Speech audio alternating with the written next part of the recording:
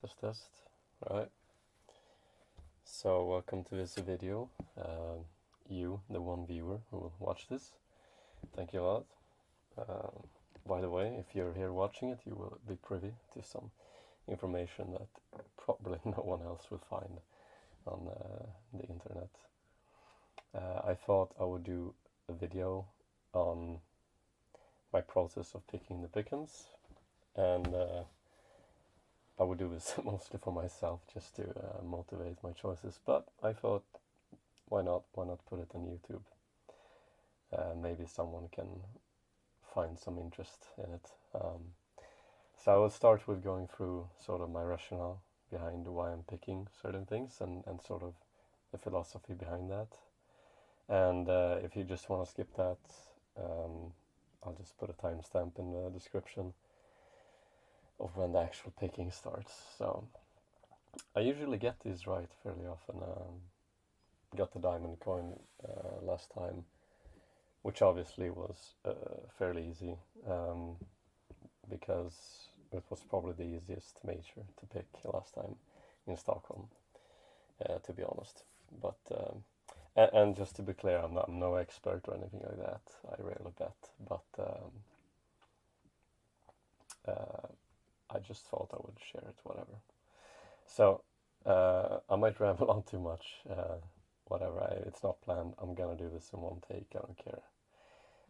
I don't like doing multiple audio takes. Editing audio is terrible because you have no idea what you're doing. Whatever. Okay, let's start by some vocabulary that is good to know. Let's see, how do we do this? Okay, here we go. I just have a filter V up so I can check stuff on the fly. But I just want to go right through quickly what I think different terms mean, like statistical and intuitional. Let's do it like that. Statistical is basically HLTV. It's the win-loss ratio, ratings, everything like that, from players to team, statistics, things that you can count on, that you can use your statistical knowledge on. You can do all sorts of calculations and arrive at mathematical proofs of why a team should win or not win. This is one way of analysis. Obviously, the other way is more intuitional. That depends more on some kind of rationale that is not statistical. Usually in sports, this is common, that people will say things like, well, he has a very good tackle, or this guy is a winner, has a good mentality, or whatever. People usually say such things, and they put stock in that, even though it's not statistically proven, perhaps. But in sports, these things can actually matter, because in CSGO especially, I subscribe to a model that you can't calculate everything statistically. CSGO especially is terrible for statistics in a lot of cases, so a lot of my analysis will be intuitional, but statistics obviously could play a part of it. And this part is probably the same thing. It's just that I want to say eye test versus statistical. Eye test is, I borrow it from, it originates from Foreign, I believe. Foreign uses this in his analysis a lot. It's an intuitional principle, where it's basically, I think he uses it mostly for players and stuff, where he watches them and he empirically derives if he likes it or not. It's like a sort of pseudo subconscious intuition. He can't really motivate why he likes a player. He just watches them, and because he's been watching the game for 15 years, his brain sort of has some pattern that sort of snaps up why this player would be good or something. There is something to this. Our brains are very powerful analytic tools that we don't really understand.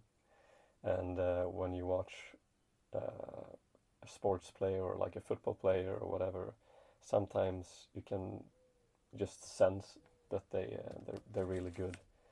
even though perhaps statistically very average, because of some details that your brain picks out, your brain analyzes out, that you can't really understand why. You just have this sort of a gut feeling or something that they will pull through, and it can actually be quite useful, the eye test, yeah. Just kind of hard to motivate.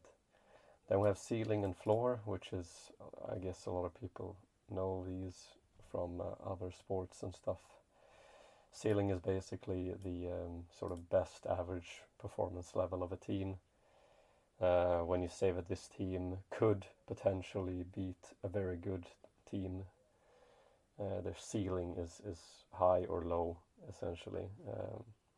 We'll get to this. And the floor is basically the opposite. It's their lowest like possible average performance level that they can hit.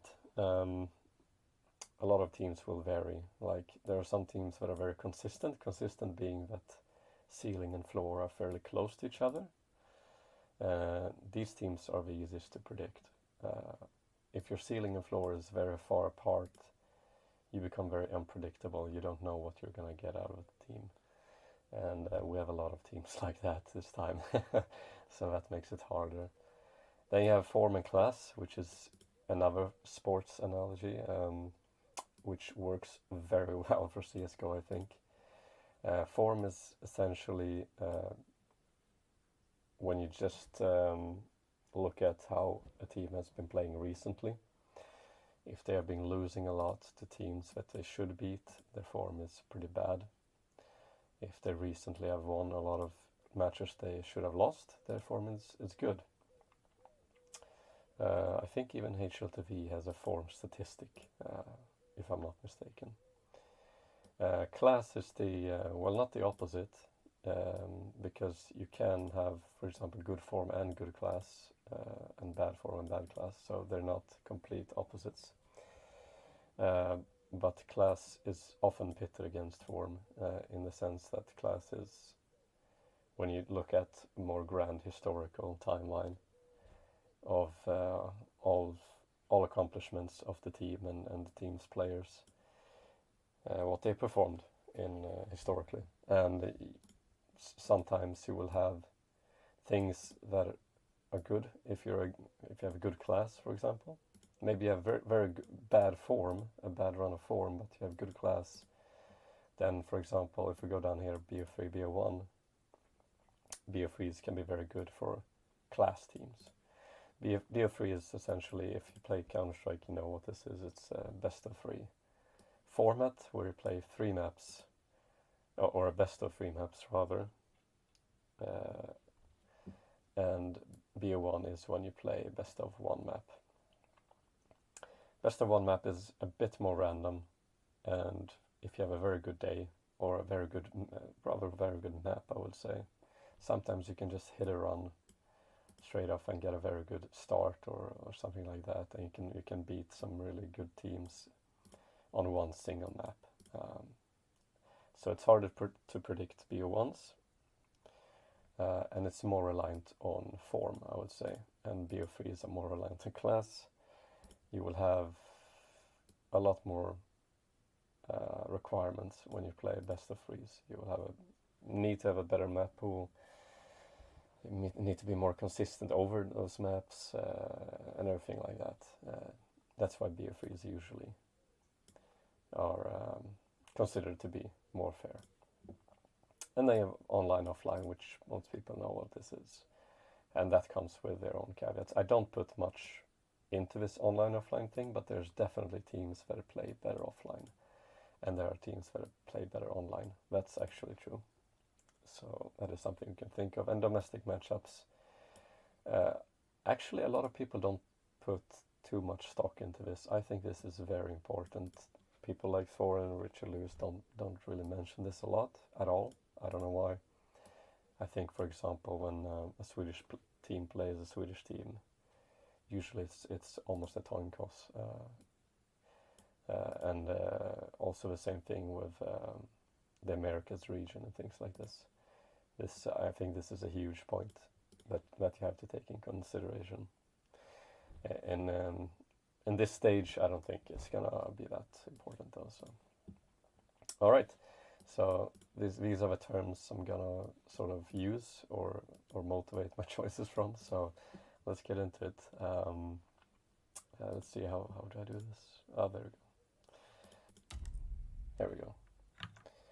So let's do a rundown of all the teams and what I know about them to start off. So Ants, a fairly inconsistent team, which means that they have a high ceiling, but they also have a low floor. They have a lot of skilled players. Their in-game leader is Snappy, which is decent. I wouldn't say they're a very good tactical team, although they certainly have some good tactics, and you know they're probably gonna go through for me. just saying straight up, but as they are very inconsistent, I don't really know what to make of them. But for sure, they could have they have some good potential at least. G2, we all know G2 has immense class. Fairly inconsistent as well, I would say. Considering their class, I expect them to be better, but their form is sort of not quite there right now. Forza, I actually don't even know exactly what team they have now. Have Jerry left the team? No, Jerry's still there, alright. So we have this lineup with Jerry, but some new players for sure. I would have to look into this more, but I actually, like, Forza used to be one of those teams which would fight through. Nowadays, I'm not sure about their potential. Alright, so Astralis, a lot of class for sure, like probably a LAN team. Their form seems to be, if I remember correctly, quite good actually. Quite good. I expect them to have a fairly high floor. Vitality, I expect them to be better than what they are. Their form seems to be trash at the moment, but they have good class. They have the second best player in the world, or so, former. We're gonna come back to these guys. MIBR, actually better than most people believe. They're crushing it domestically. Fairly good team there, at least. Obviously, when you go across seas like this and play European teams, it's gonna be a lot harder. But also, it could come into their favor that they haven't really played European teams before. We all remember the old Brazilian teams back in the day, with Fallen's team, the old, were they SK back then? No. The team they had before SK, essentially, when they came in and dominated. Was it MIBR maybe? No, I don't know. Imperial, talking about Fallen. It's Fallen, the boys, back in the last dance. This time, probably their last major, I would suppose. Don't have a lot of expectations for this team. I'm impressed they even made it to a challenger stage. I don't think they will go through from this point, but we'll see. We'll see if I can fit them in there somehow. Bad News Eagles, obviously, the big surprise of the tournament. What can I say? It's actually a pretty good team. From what I can make out, they have good cohesion, good team chemistry. Their form is amazing. Their class is rock bottom. They can only go upwards, really, at this point. They have no pressure. I will enjoy to see their matches. I will definitely catch up with them and watch how they do in this major. Don't think they're gonna make it through initially like this, but we'll see if they can fit in somewhere. Eternal Fire, I had high hopes for this team when they put it together.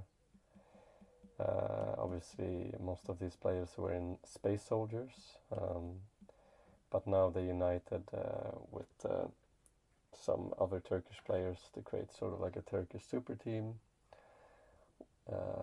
with Voxic and stuff, and the Zantares.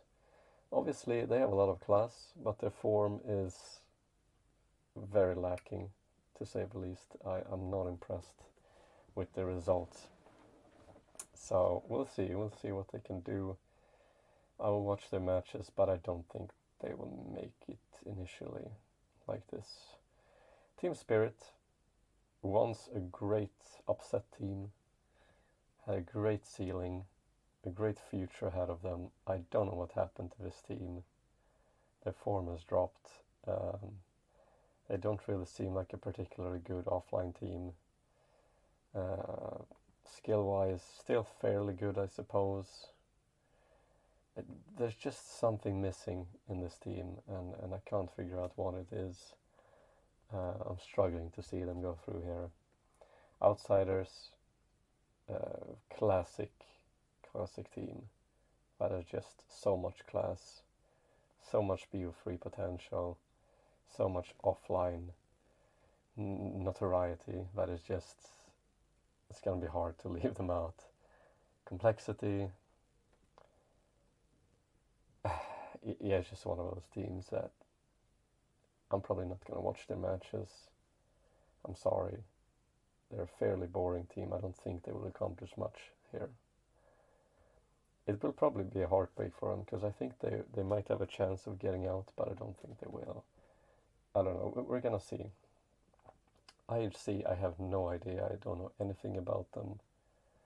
They're a Mongolian team. That's pretty much all I know. They have beaten Tyloo, which is a good testament for that region. But other than that, who the hell knows what they're gonna do. Renegades always manage to qualify for this because of their region, and they always get fucking trashed on in the challenger stage every time. It's quite sad to see. But maybe they can do, I mean, usually they sneak in a win, but I don't see them going through. Team Liquid we're gonna get to, for sure. They're on a massive downwards form, but they have a lot of class, and I think they have a high ceiling. 9Z is one of my favorite South American teams. I think they're brilliant. They have an incredible ceiling, and they have a fairly stable floor as well, fairly for their class at least. Their form might not be as good as it was a couple of months or a half year ago. I think they've dipped slightly, but you never know, because they usually only play domestic teams. So watch out for this team, really. I think they could maybe sneak in here. So let's start picking. The format is that you have your worst pick here. I usually pick 17s, which I'm very sure will go through, and either you could pick like an outstanding team that you're just so sure will win all their matches because they're like a level or two above everyone else here. Usually that's not the case. Maybe if like Vintage Astralis was here, I would pick them 3-0 because I'm so sure they will go through. But in this lineup I don't have anyone that is just miles above anyone else. So this will probably go to a team which I'm not so sure could actually make it through here, but has a very high ceiling. So what I'm saying is that there's a great disparity between ceiling and floor. You know what I talked about here in the ceiling and the floor. If there's a great difference between these two, essentially you could go 3-0, but you could also just straight out lose and go out of the challenger stage. That team I would put here. and I have some picks in mind already, but we'll get to them. So we'll start with the 031. 031, I mean, we have IHC, we have Complexity, Renegades. I think these are the teams. I can't imagine anyone else really going 0-3. I'm sorry, not in this lineup here. Probably IHC, because they have beaten Tyloo, but that's about it. Asian teams going abroad, historically like this, usually good for an upset actually. Tyloo, when they come over to these majors, they usually get a map. Every Asian team usually gets a map because they have a special playing style. If they get matched up versus a Complexity, even a Liquid, a Renegades, a Spirit, something with perhaps a slightly lower firepower or not used to their style, they could just sneak a win in there. Actually, I wanted to pick IHC, and that's the obvious choice, which I think a lot of people go for. But Renegades, man, like sure, they usually get a map, and I could be wrong about this, but they have such like vanilla play style, and their firepower is not that good. If you play in like a European play style against these sort of teams, you better be damn good at it. And I don't see them, like sure, they could play IRC in a decider, best of 3, and that's probably going to Renegades, isn't it? Because they have a better class, I think. I don't know, for now I'm gonna put Renegades here. I just think they have too little surprise potential to actually be able to beat some of these teams with their playing style they have, and they don't have skill, they don't have form or class, essentially. I just don't see them. They could beat perhaps IHC. They could beat maybe an MIBR or an Imperial for sure in the best of 1. It's kind of hard to pick 0-3 this year. Let's leave it for there right now, because it's funnier to pick these 7 teams down in the bottom. We're gonna start off with the team I think has the best chance, which is Outsiders. They're gonna lose a match or 2 here, I think so. Their initial their initial matchup will be against it will be against MIBR. That's a match which they can actually lose. It's a best out of 1, and Outsiders form, especially in the first match in the best of 1, the form is usually quite bleak. It's usually lackluster, and if MIBR comes in hot and they get a good map on the right day, they can definitely win this, definitely. And so they won't go 3-0, that's what I'm getting at.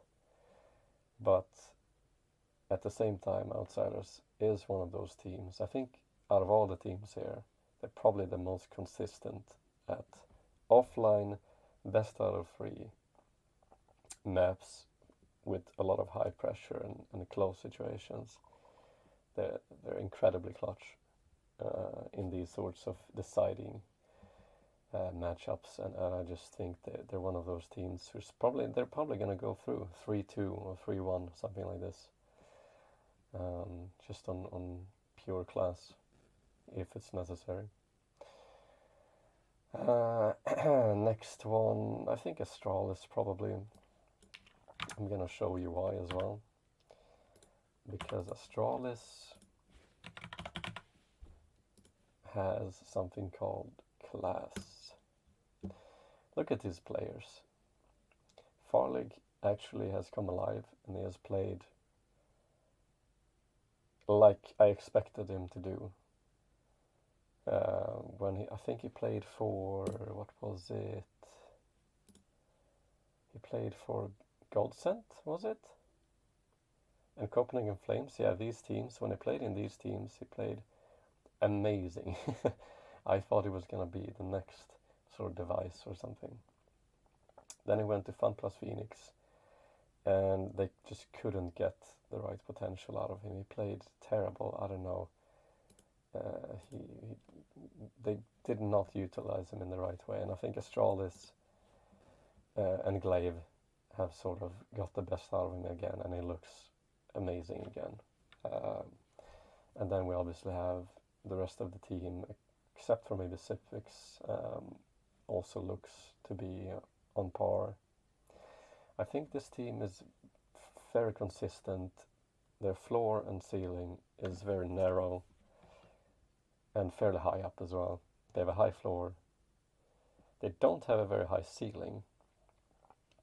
I don't think they're gonna win the tournament, so to speak, but they're definitely gonna get out of this challenger stage. And you can see in the last 2 or 3 months, this is a fairly new team, so I won't watch more. They're actually doing just as expected. They're losing against teams that are supposed to be better than them, and they're winning all the other teams. So I'm gonna put them to go through, but not 3-0. Then we have G2. Let's put ENS there, I think. I think ENS has a better chance. Inconsistent team, like it's almost the opposite of the Astralis. They're definitely not a proven offline team. They don't have a lot of class. When we talk about form and class, they're definitely more of a form team, and their form is very inconsistent, so it's hard to know, but their floor is fairly good. I don't think they lose a lot against teams that they should not lose against. So they lose against NIP, Astralis, FaZe, Copenhagen Flames. I mean, these are teams that you can lose to, definitely. And this is a Pinnacle Cup as well. So they have a fairly good ceiling. They win against Heroic and Astralis. That's very good for them. Absolutely, they're gonna go through here. I don't see any other chance. They might even go 3-0, but I don't know. They're one of the best teams here, for sure, in this stage, the challenger stage. They have a very high floor. And for me, the eye test checks out as well. Whenever I watch them play, they look very convincing. So, a team that the eye test does not check out on, or at least the statistics does not check out on, is G2. This is one of those teams. Honestly, if they have a bad run, they could bomb this challenger stage. They can go 2-3 or something like that. But they have such high class. I mean, just look at some of these players that they have on the team. Jax, Nico, Hunter, Alexi, and Monosy. Just like Nico, Monosy, and Hunter alone. And Jax as well is an amazing player. These players can drag you out of best of ones or deciding best of threes alone, pretty much. But you can see they lost against Anonymo. Anonymo is one of those infamous teams that can just punch above their weight sometimes, inconspicuously. They lost against Entropic and Fnatic, which is just awful. Losing against this Fnatic in such a decisive fashion, I remember this match. It's embarrassing, quite honestly. And it's in ESL Pro Leagues, it's not some Pinnacle Cup or something like that. I don't know what to say about that. It shows that they have a low floor. I mean, still the players, when you watch them play, the eye test shows that they're very skilled. But they have some consistency issues, for sure. So honestly, they could bomb out, but they could also go 3-0. What's their first matchup? Liquid. All right, that's perfect. I'm gonna pick these as 3-0 for now. Vitality is one of those teams that should go through, right? Just based on class. But the eye test and my intuition tells me that they're really lacking. And yeah, you can see their form is terrible at the moment. Actually, they did fine in the RMR. Just what you would expect. They won their matches that they should win, and they lost to better teams. This one is a Pinnacle Cup, I don't care. Losing to these teams is not really, you know, it's not a bad thing. FaZe is probably a better team at the moment. Fury is a really good team, and this is, as we have discussed, have a very high ceiling. So, you know, I think they look good here, and it's a fairly new team, so I won't really, you know, with these players, the pre-Magic, Saiwu, just these three players alone, you should be able to class your way through this one for sure. So I think, yeah, I will have them. I will be forced to put Vitality in here.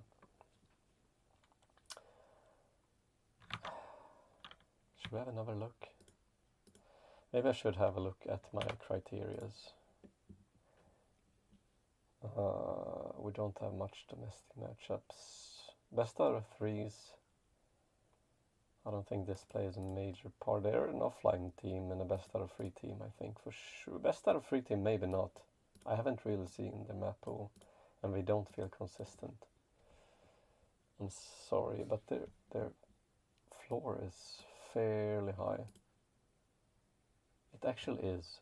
Like, if you take a look at their matches, the teams which they should beat, they do beat fairly consistently. I think they will definitely make it out here. Definitely, they will lose to teams like Outsiders, maybe G2, maybe Astralis ends, you know. But when it comes to the deciders against these other teams, they will definitely crush them. So, yeah, Vitality is in there for sure. MIBR, Imperial. Man, Bad News Eagles. Should we talk about Bad News Eagles, maybe? Bad News Eagles. This is some Bosnian team with Oregon in there, which I do recognize from somewhere. From Contact, yeah, probably. I mean, these players, they have zero class. Like, I don't even... Have they played it for some good teams? So, no, not really. Where the hell do these players come from? Why have they played so good all of a sudden?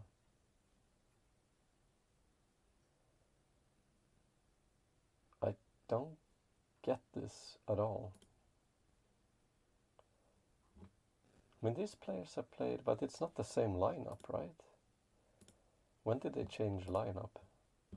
I have to... Where do you see that? Team? No. Oh, hold on. For core. For team?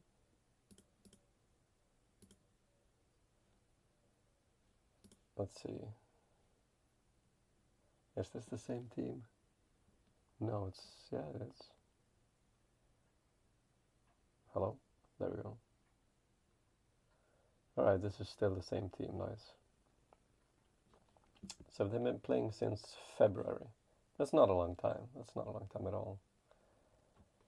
And the matches before, because their RMR was fire. They beat Sinners, they beat Entropic, and they had some decent matches against G2 and NIP. I'm not gonna lie. They look competent. then obviously lost against NIP. I think this was a very close game, yeah, overtime.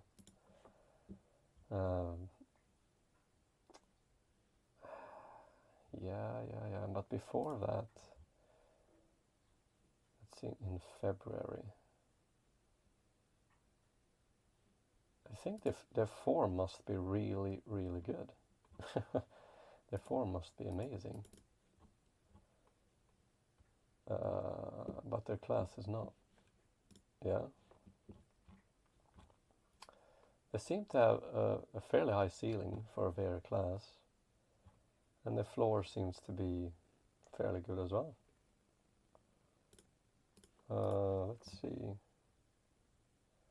You know, eye test when I watch them is fairly good. They seem to have a good individual level. Their statistics seem to back that up. This is a very hard team to judge. I think they're probably going to win one or two best out of ones. The best of threes, I mean, just judging by this NIP game, Sinners game as well, yeah. They seem to be able to play. They don't seem to be like a one-trick pony on a map or something like that. So for now, I will actually include them because they might go through 3-1, 3-2 or something like that. Yeah, they could beat a lot of these teams here, like Vitality, you know, like a G2, like a Spirit, Eternal Fire, MIBR, Liquid. All these teams they could beat. This is an interesting pick. This is a pretty fun pick to put in there for sure. MIBR, I don't even know if I want to. They're definitely a better team than people think they are, for sure. I think the Brazilian scene is an interesting one. Some people undervalue it immensely, and some people overvalue it immensely.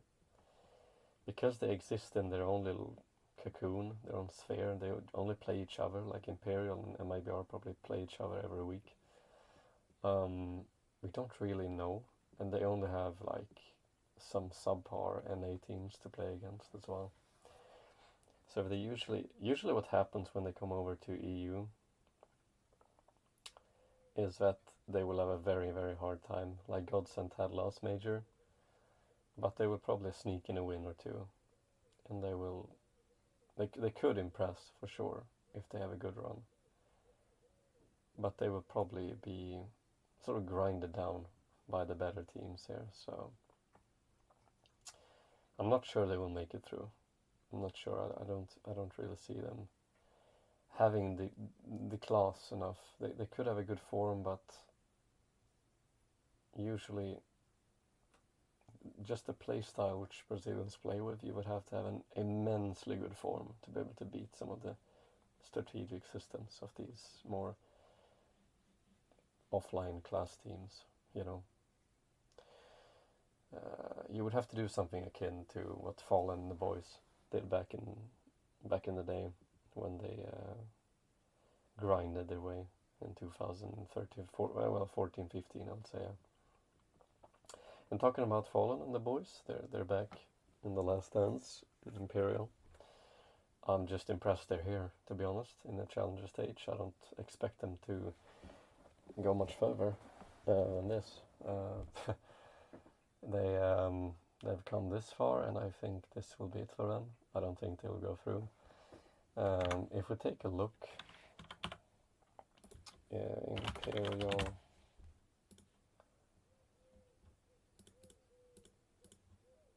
they have, oh shit, sorry. Imperial have,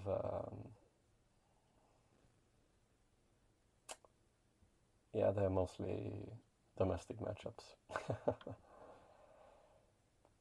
They played against some low-tier European teams, which they have done fairly well against. Other than that, It's the RMR, isn't it? That you would have to view these two, the Dallas qualifier as well. And they have done decent, yeah, fairly decent in these games. You know, it's what I would expect. These teams that they're playing, they're too low of a level to be able to judge against this field. Like half of this field is better than what they usually play, so it's gonna be tough for them. It's gonna be really tough to see Fallen and the boys try to make it this time. They would have to pull out a very good form as well, not just class. And I don't know, they already play better than I expect them to do, honestly, with this lineup. So I don't think they're gonna make it. I'm sorry. I'm probably gonna watch the matches with interest to see how they play, but you know, Eternal Fire. I don't know if have I talked about this lineup. I don't know. It's the Turkish super team, which just has abysmal form at the moment. They're for sure gonna sneak in some wins, but I don't know. I'm not convinced. Spirit as well. Man, Spirit is a hard. Let's Spirit. Let's check this team out.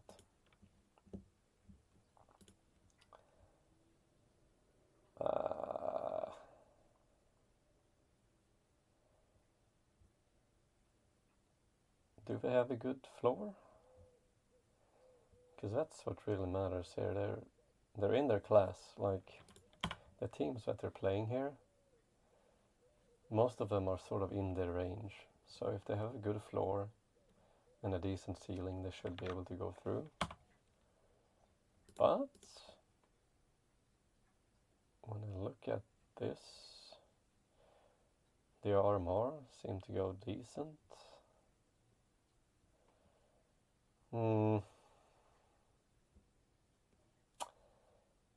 They don't convince me. Like, I don't think they have a high ceiling. That's the problem. They seem to have a decent floor. Ceiling is lacking though. And I don't see the Spirit lineup. I mean, they do have Chopper, they have Dexter, they have even Magix, I would say, have fairly good class at this point. They have played some offline tournaments. But Spirit was always a form team for me as well, so... And the eye test, man, the eye test when I watch this team play, I don't like what I'm seeing. It's just... No, man, my intuition just tells me, nah.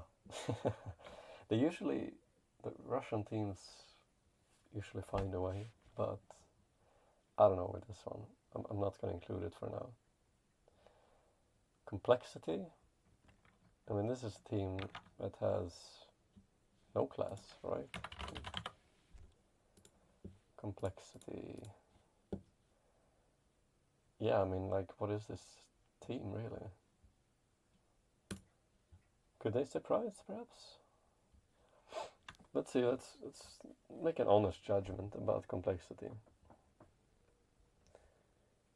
They won against Godsent. That's actually a good score. I think Godsent is underrated. That's in the Dallas qualifier, yeah. Lost against Liquid, but that's a domestic matchup, so I almost expect that. Godsent again. What is this? No-namer team. Yeah, whatever. Okay. Lost against Furia. That's an important matchup. Yeah. And the rest they won fairly convincingly. But these are all domestic matchups, so this is where the interesting thing comes into it. ESL Pro League, they won a map against Astralis. That's impressive, to be honest. 16-14 on Ancient. That's a lot better than I would anticipate coming into it. Evil Geniuses. Yeah, doesn't really tell me much. Playing Navi, they're not going to play any sort of opposition like Navi here. But this Navi in the ESL Pro League one, I'm gonna just dismiss because they were very rusty in this tournament. Lost against a Go. Now that's a shocker, I would say. Lost against Heroic. Again, Heroic is far too good of a team. But in all these matchups, I'm seeing them losing 16-14 and stuff. I'm getting a bit worried that they're actually underappreciated. Man, this is gonna be hard. Their form seems fairly good, actually. I don't know if they're an offline team, though. Grim, JT, Floppy. I mean, a lot of these players are actually fairly flying out. Even like JT, like this guy, 23 years old. He's played, oh god, Cloud9, Bravado, yeah. Ever since the Bravado days, he's played quite a lot of offline matches and stuff. Am I missing something? Like, am I really gonna pick Complexity to make it through here? Best of 3 potential, maybe? I mean, in the best of 3, they seem good. It seems like their strong suit, actually. It's the best of 1s that seem a little bit shaky for these guys. The map seems fine. I might do controversial and a big Complexity in here. That's quite radical, but I'm gonna do that. And IHC, I don't think they have a chance. I'm sorry, I'm not gonna motivate it further. Most Asian teams coming to their first international, like, European event like this usually could steal a map, but not more than that. I'm sorry. Team Liquid. Now this is probably the most interesting team in the challenger stage. Oh, Team Liquid, whatever. Let's check them out.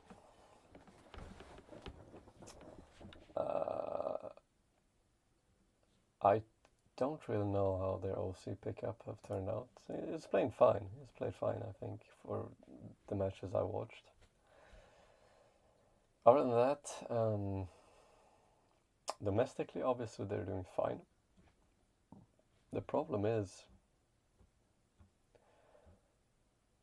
yeah, probably when they go overseas and they have to play European or international teams, they do seem very shaky. I know Liquid has a high ceiling, for sure. For example, they beat Heroic fairly convincingly offline, Pro League. But at the same time, in the same event, they lost to Movistar Riders, for example. Which is like, no way they should lose that much. A win against Big is decent, I suppose.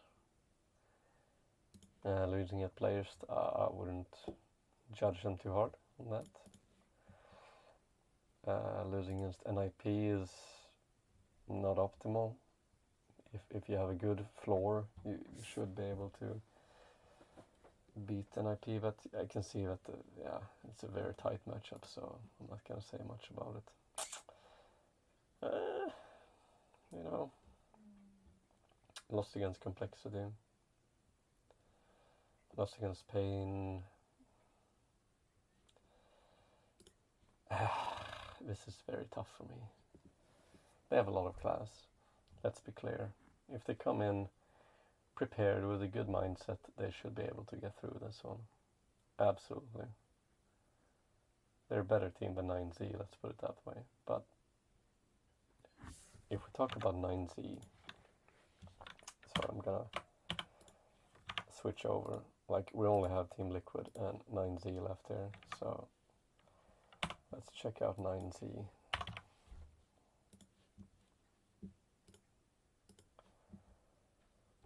Z is one of those teams which I think is vastly underrated, just because they're not dominating the region, right?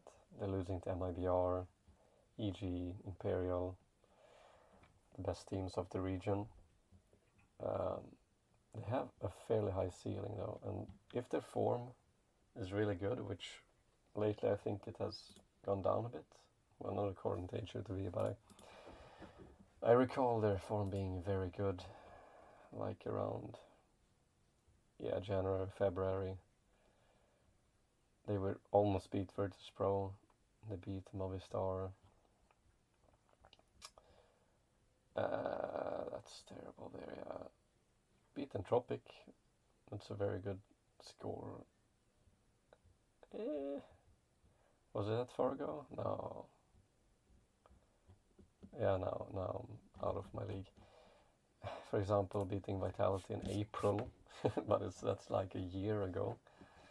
But they still have some of the players. Oh my god, they've changed a lot of players. Jesus.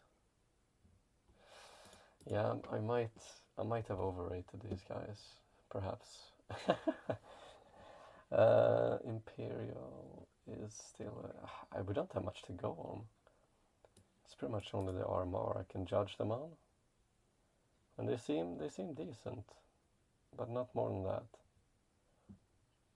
I would have to pick Liquid over them. I'm sorry, like, I want to pick 9Z, but it's just I can't motivate it with anything. The eye test and my intuition tells me 9Z is gonna pull off some miracles here.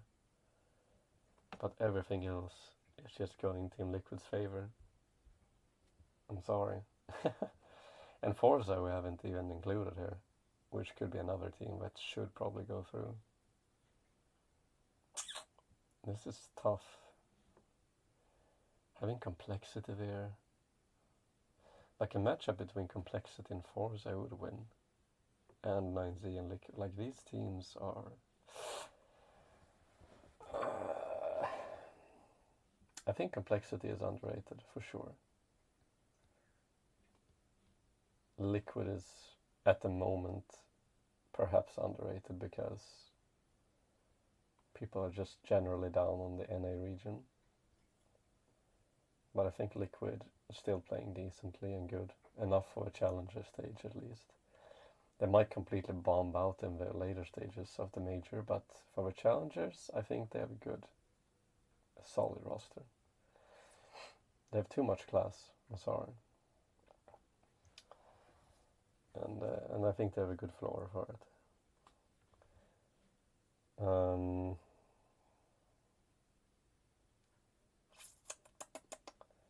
I think this will do. This will probably do. I mean, the only thing I can think of is Forza going through, Bad News Eagles going out, and maybe 9Z, if my intuition is something to go by. Imperial, I'm sorry. Eternal Fire, I'm sorry. These two teams are very similar in the way that on paper they should probably go through just by class, but their form is abysmal. Well, actually Imperial, their form is actually quite good, considering their players are half retired. IHC, no chance. Yeah. I think I will lock this in for now. Maybe I'll change it. I don't know. That's my reasoning from my picks.